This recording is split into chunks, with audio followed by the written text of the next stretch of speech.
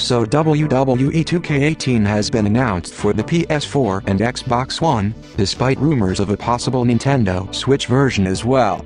With no announcement on a Nintendo Switch version, people who are interested in a Switch version are worried.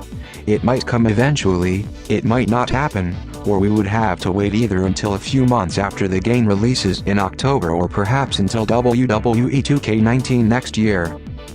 For those who don't know, this game has roots all the way down to the PlayStation 1.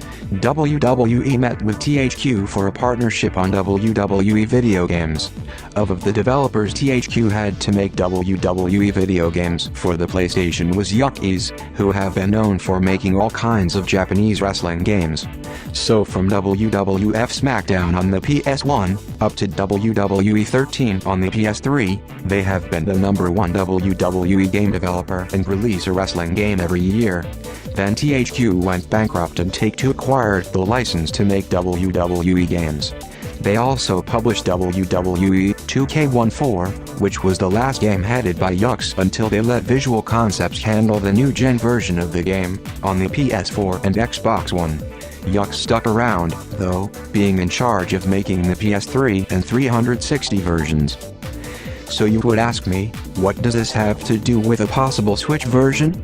Well, that simply would mean that if no more last-gen versions are planned, then that means Yuckies would need to work on another project, and thus it may be possible that they're the ones that are behind a potential Switch version.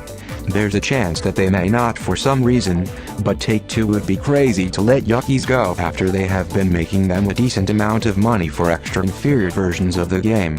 So, if Yuckies isn't making any sort of version of WWE 2K18, then what are they doing? Would it be bad that we have a last-gen developer making a WWE game for the Switch? I don't think so. Since the Switch is 11 years younger than the PS3, that means more room for power and other content. It undoubtedly would look better than a last-gen version of the game, and it hardly even matters how the game looks since the current-gen builds don't even look superb to begin with. Will this be like the current-gen versions? Hopefully.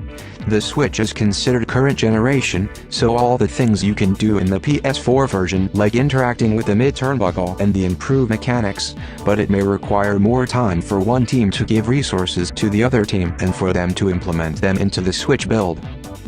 In what ways could a Nintendo Switch version of WWE 2K18 be better than the main builds? For one, not every aspect of the current generation version have been better than the last gen versions. The last gen builds, for one, have much bigger rings than the current gen builds.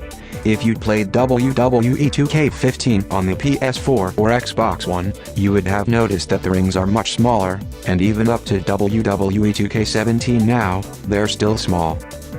Maybe it's possible that if the Yuckies team was in charge of the Switch version that they wouldn't have to cut back on the ring size. I remember during the Xbox 360 and PS3 days when they were striving towards getting 8 characters or more in a single match.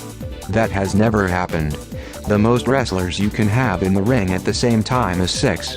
With the ring as small as it is, it just doesn't seem likely that that will ever happen. If they had a bigger ring, then it would be more ideal to have 8 or 10-man matches, and considering that the Switch can allow that many machines at once for multiplayer, what not a better way to debut such a feature than on Nintendo Switch? Maybe there's an NDA in place where Take-Two can't talk about the Switch version yet, or maybe that version is still a ways off.